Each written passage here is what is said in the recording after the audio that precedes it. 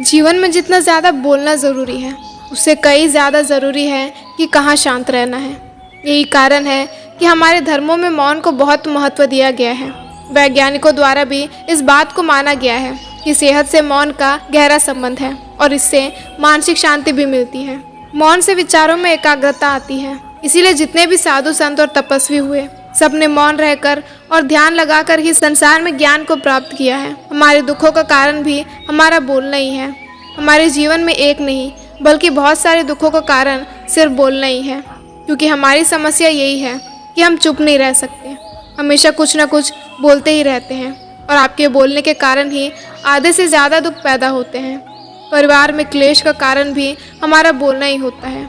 आप जितनी भूख उतना ही भोजन करते हैं, जितनी ज़रूरत है उतना ही काम करते हैं, लेकिन क्या आपने कभी इस बारे में सोचा है कि आप कितना बोलते हैं?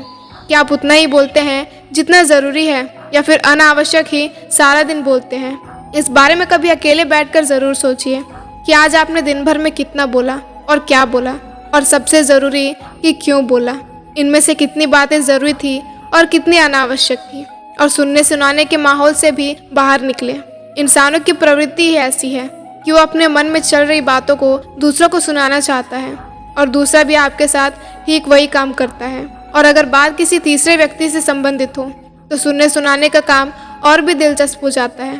और आप जब कभी भी अकेले बैठते हो तो आप इन्हीं बातों को फिर से अपने दिमाग में दोहराते हो और इन्हीं बातों का विचार करते हो, और यह सुनने सुनाने का माहौल जीवन भर चलते रहता है। और इसी तरह आप अपना समय, अपना जीवन, अपनी सोच समझ और अपना कीमती पल, जिसमें आप अच्छे से जी सकते थे, खुश रह सकते थे, उसको खो देते हैं। इसीलिए इस सुनने सुनाने के माहौल से बाहर निकले और जानिए कि मौन की शक्ति कितनी है।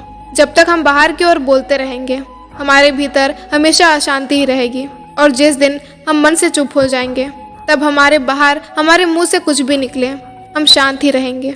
दुनिया में जितनी भी बुराइयां हैं, परिवार में क्लेश है, पति पत्नी में विवाद है, ये सब बोलने के कारण ही होता है, क्योंकि हम चुप रहना ही नहीं चाहते, हमेशा सुना देना चाहते हैं। लेकिन व्यर्थ का बोलना ऊर्जा का नष्ट होना है। इसीलिए जितने भी बड़े साधु संत बने, जितने भी महान इंसान बने, वो सब मौन रहकर ही बने। लेकिन आप इस संसार में रहकर भी एकांत रह सकते हैं। इसके लिए आपको अपने उन ऊर्जाओं को बचाना होगा जिससे आप व्यर्थ के शब्दों में नष्ट कर देते हैं। इसीलिए उतना ही बोले जितना ज़रूरी हो।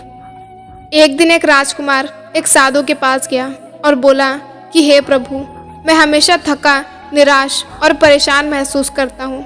मेरा मन बहुत अशांत रहता है। हालांकि मेरे पास सब कुछ है, दौलत, शोहरत, सुख सुविधाएं, जो हर व्यक्ति चाहता है या पाने की चाहत रखता है, लेकिन फिर भी मेरे अंदर इतनी अशांति और चिंता क्यों है? साधु ने उसकी बात बड़ी ध्यान से सुनी और कहा कि तुम उस प्रश्न का उत्तर जानते हो, बस तुमने कभी इसका हल करने की कोशिश नहीं की। साधु ने कहा कि मैं एक खोज करना चाहता हूँ, क्या तुम इसमें मेरा साथ दोगे? इस खोज के बाद तुम्हारे जीवन में किसी भी तरह की अशांति और चिंता नहीं रहेगी। ये बात सुनकर राजकुमार बहुत खुश हुआ। उसने साधु से कहा कि बताइए मुझे क्या करना है? अपने मन को शांत करने के लिए मैं कुछ भी करने को तैयार हूँ। राजकुमार की बात सुनकर साधु ने कहा कि तो फिर अगले 15 दिन तक तुम्हें इस आश्रम में रहना होगा मेरे साथ, और एक सामान्य व्यक्ति की तरह अपना जीवन व्यतीत करना है। और इन 15 दिनों में तुम अकेले और चुपचाप रहोगे और जितना हो सके कम बोलोगे। राजकुमार इस बात से सहमत हो गया, और पहले दिन राजकुमार को लगा कि उसका मन बाकी दिनों से अधिक अशांत और विचलित है। उसके मन में तरह तरह के विचार आ रहे थे और उसे अंदर ही अंदर बोलने की चाहत हो रही थी, लेकिन वह चुप रहा। उसके मुंह से एक भी शब्द नहीं निकला। अगले दिन वह फिर वैसे ही पूरा दिन चुपचाप बैठा रहा। अगले 2-3 दिन वह बस चुपचाप बैठा रहता, लेकिन रात होते होते उसे अंदर ही अंदर शांति का अनुभव होने लगा। उसके लिए यह अनुभव बहुत ही अजीब था, और वो खुद से पूछने लगा कि अंदर ही अंदर मैं इतना खुश क्यों हूँ। अगले दिन राजकुमार अकेला चुपचाप बैठा रहा और वो प्रकृति को निहारने लगा, पेड़ पौधों को, फूलों को, आकाश में उड़ रहे पक्षियों को, इन सब को देखने लगा और उसके आसपास की सुंदरता को निहार रहा था। अब वो दिन भर प्रकृति को, सुंदरता को निहारता रहता और ताजगी महसूस करने लगता।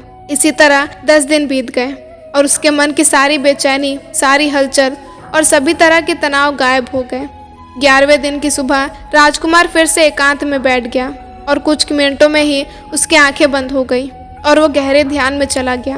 वह पूरा दिन ध्यान में ही बैठा रहा और गहरे ध्यान में डूब गया। ना कोई शब्द, ना कोई चिंता। राजकुमार के भीतर असीम शांति और आनंद भर गया था।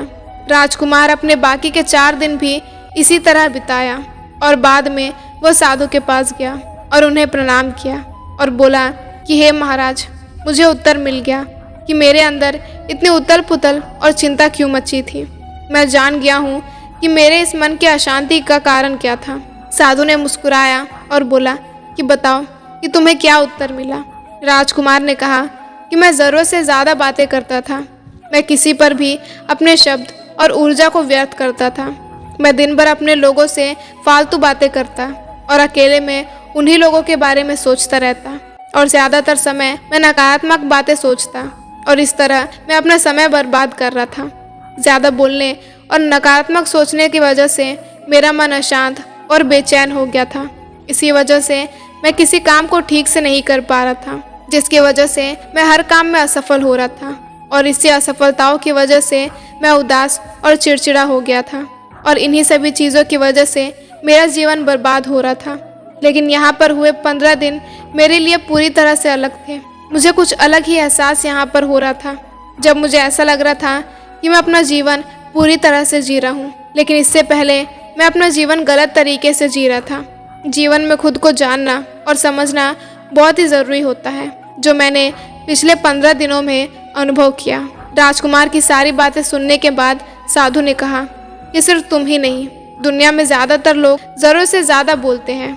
आज भी लोग ज़्यादातर समय दूसरों को नीचा दिखाने और उनकी बुराई करने में ही बर्बाद कर देते हैं। इस कहानी से हमें यही सीखने को मिलता है कि चुप रहने में भी एक अद्भुत शक्ति होती है।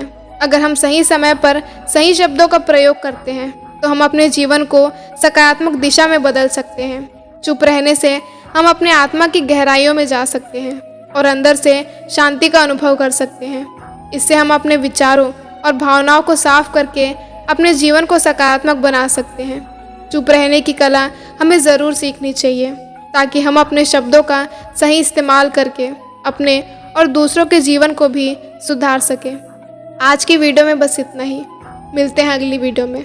तब तक के लिए अपना ख्याल रखें। जय श्री कृष्ण।